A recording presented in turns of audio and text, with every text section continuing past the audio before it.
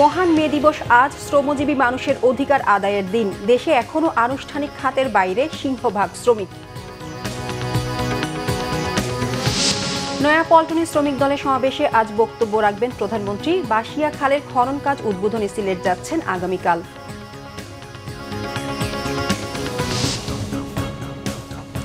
দেখছিলেন crown cement সংবাদ শিরোনাম।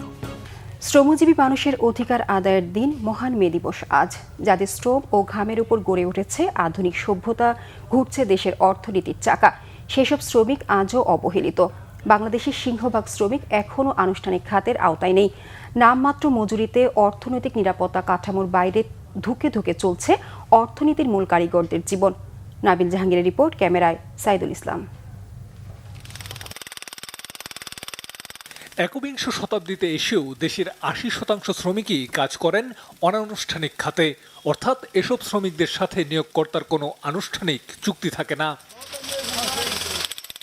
অনানুষ্ঠানিক খাতের শ্রমিকদের নেই নিয়মিত কাজের ব্যবস্থা, নির্দিষ্ট মজুরি কাঠামো বা কাজের নির্দিষ্ট সময়সীমা। কাজের পরিবেশ ও নিরাপত্তা নিয়েও রয়েছে প্রশ্ন। 1000 ভাই, 800 ভাই, 700 ভাই, 600 ভাই, রেটের উপর নির্ভর নাই। 800 দেয়, কাউকে 1000 দেয়, ঠিক নাই। মানে ওরা যারা নিজস্ব লোক সেখানে বেতন বেশি, আর যারা অন্য লোক অন্য লেবার তাদের বেতন 700-800 এরকম হয়। সবসময় তাই না, মনে করেন এক মাস গোলা করলে 2 মাস বয়ে থাকতে হয়। এইটা 400-500 চলে, এতে জীবন বাঁচা নিয়ে জীবনটা বাঁচায় রাখুন নাকি, আর চলার কোনো পথ নাই। একটু মানে পরে আর কি, টান পরে আর কি। বর্তমান উচ্চ মূল্যের বাজারে অনানুষ্ঠানিক খাতের শ্রমিকদের আয়ের সাথে ব্যয়ের হিসাব মেলানোর পর প্রাপ্তির খাতাও শূন্য। সারা জীবন খেটেও এসব শ্রমিক জোটাতে পারেন না অবসর জীবন বা দুর্দিনের জন্য সামান্য কিছু পুঁজি। পরিবারের দেশে আমি সিঙ্গেল ঢাকা থাকি আর কি।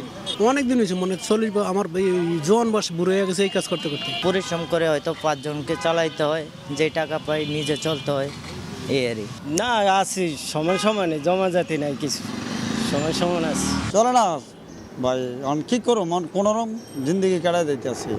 নীরবে দেশের জিডিপিতে প্রায় 40-50% অবদান রেখে যাওয়ার প্রতিদানে এই শ্রমিকদের প্রতিও রাষ্ট্র সচেতন হবে, ঘুচবে মজুরি বৈষম্য, জীবনের অর্থনৈতিক অনিশ্চয়তা, এমনটাই প্রত্যাশা সবার। নাবিল জাহাঙ্গীর, বাংলা ভিশন, ঢাকা। মে দিবস উপলক্ষে রাজধানীতে আজ সমাবেশের আয়োজন করেছে জাতীয়তাবাদী শ্রমিক দল। সমাবেশে প্রধান অতিথি হিসেবে বক্তব্য রাখবেন বিএনপি চেয়ারপারসন ও প্রধানমন্ত্রী তারেক রহমান। রাজধানী নয়াপল্টনে বিএনপির কেন্দ্রীয় কার্যালয়ের সামনে সমাবেশের মঞ্চ নির্মাণ করা হয়েছে। ব্যানার ফেস্টুনে সাজানো হয়েছে পুরো এলাকা। সকাল থেকে বিভিন্ন এলাকা থেকে খণ্ড খণ্ড মিছিল নিয়ে আসছেন নেতাকর্মীরা। সমাবেশের আনুষ্ঠানিকতা শুরু হবে বেলা 2:30টায়। বিএনপির কেন্দ্রীয় নেতারা আশা করছেন গণতান্ত্রিক পরিবেশে এবারের মে দিবস উদযাপন শ্রমজীবী মানুষের জন্য নতুন প্রত্যাশা তৈরি করবে। সমাবেশে প্রধান অতিথির বক্তব্য ঘিরেও নেতাকর্মীদের মধ্যে দেখা দিয়েছে বাড়তি আগ্রহ। নয়াপল্টন জুড়ে বাড়তি নিরাপত্তার ব্যবস্থা নেওয়া হয়েছে। দলের মহাসচিব মির্জা ফখরুল ইসলাম আলমগীর সহ বিএনপির সিনিয়র নেতারাও যোগ দেবেন সমাবেশে। দর্শক, শ্রমিক দলের সমাবেশের খবর সংগ্রহে নয়াপল্টনে রয়েছেন সহকর্মী নাবিল জাহাঙ্গীর। চলে যাচ্ছি সেখানে। নাবিল, সমাবেশে যোগ দিতে নেতাকর্মীরা কি আসতে শুরু করেছেন? প্রধানমন্ত্রীর উপস্থিতি কেন্দ্র করে উৎসাহ উদ্দীপনা কেমন দেখছেন জানাবেন।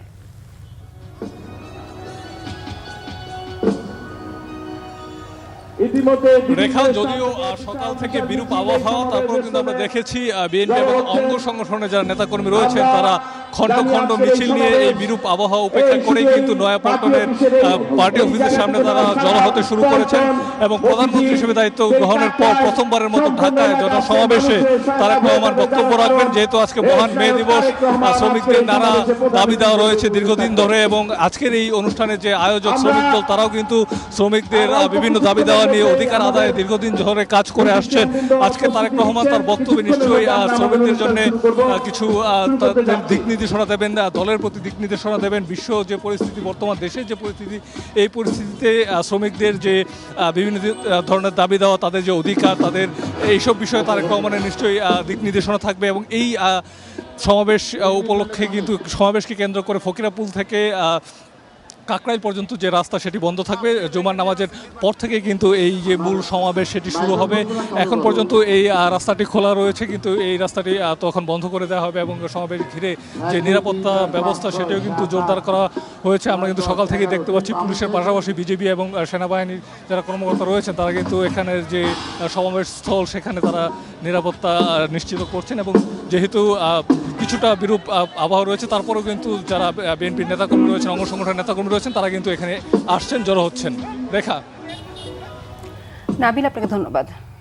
সিলেট সদর উপজেলার মাসুক বাজার এক সময়ের প্রমত্তা বাসিয়া নদী নাব্যতা হারিয়ে পরিণত হয়েছে সরু খালে।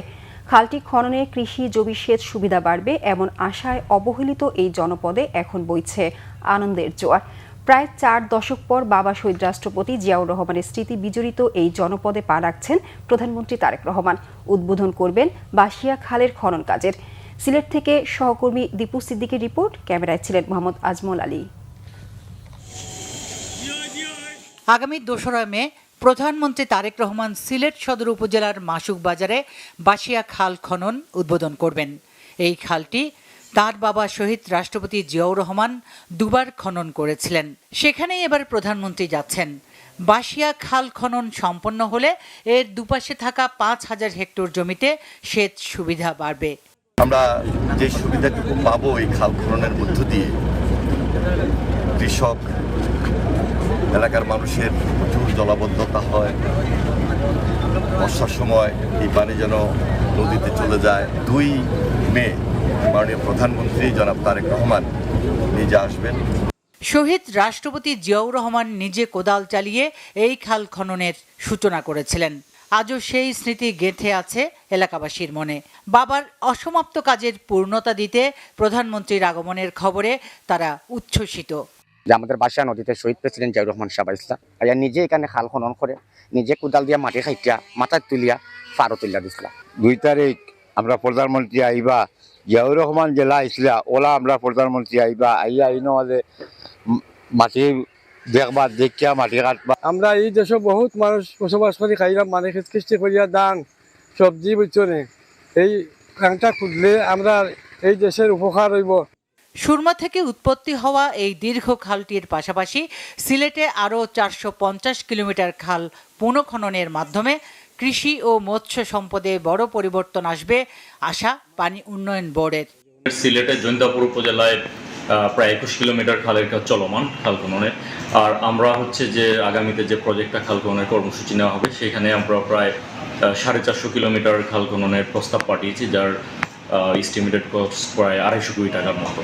এই সফরকালে প্রধানমন্ত্রী আরও উদ্বোধন করবেন তৃণমূলের প্রতিভা অন্বেষণমূলক কর্মসূচি নতুন কুড়ি স্পোর্টস। আমরা প্রস্তুতি শুরু করেছি, আশা করি এই উদ্বোধনী অনুষ্ঠানটা সফল করার ক্ষেত্রে আমরা সকলেই বাংলা জাতীয়তাবাদী দল, সিলেট জেলা মহানগর এবং ক্রীড়ামোদী যারা আছে এই কাজগুলো আমরা করব। বাসিয়া খালের উন্নয়ন আর আগামীর তারুণ্যের স্বপ্ন, এই 2 মিলে 2রা মে সিলেটের জন্য হতে যাচ্ছে এক স্মরণীয় দিন।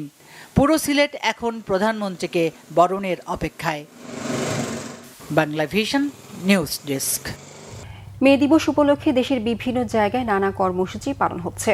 ময়মনসিংহে দিনব্যাপী নানা কর্মসূচির মধ্য দিয়ে মহান মে দিবস পালিত হচ্ছে।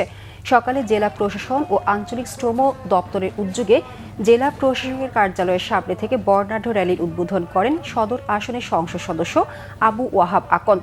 র্যালিটি নগরীর প্রধান সড়ক ঘুরে টাউন হলে শেষ হয়। পরে হয় আলোচনা সভা। এছাড়াও নগরীতে র্যালি বের করে শ্রমিক দল, শ্রমিক ফেডারেশন, ট্রেড ইউনিয়ন সহ বিভিন্ন শ্রমিক সংগঠন। খুলনায় জেলা প্রশাসন, শ্রম অধিদপ্তর এবং কলকারখানা ও প্রতিষ্ঠান পরিদর্শন অধিদপ্তরের যৌথ আয়োজনে কর্মসূচির উদ্বোধন করা হয়। পরে শ্রমিক সহ বিভিন্ন শ্রেণী পেশার মানুষের অংশগ্রহণে বর্ণাঢ্য র্যালি বের করা হয়। শিল্পকলা একাডেমিতে হয় আলোচনা সভা। জেলা প্রশাসন ও শ্রম অধিদপ্তরের আয়োজনে বর্ণাঢ্য র্যালি বের করা হয় দিনাজপুরে। এতে জেলা প্রশাসন ও পুলিশ বিভাগের কর্মকর্তা সহ বিভিন্ন শ্রমিক সংগঠনের নেতাকর্মীরা অংশ নেয়। পরে শিল্পকলা একাডেমি মিলনায়তনে হয় আলোচনা সভা।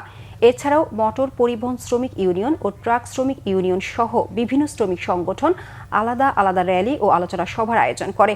বেনাপোল স্থলবন্দরের দিবসটি উপলক্ষে র্যালি ও দোয়া মাহফিলের আয়োজন করে বেনাপোল আন্তর্জাতিক স্থলবন্দর হ্যান্ডেলিং শ্রমিক ইউনিয়ন।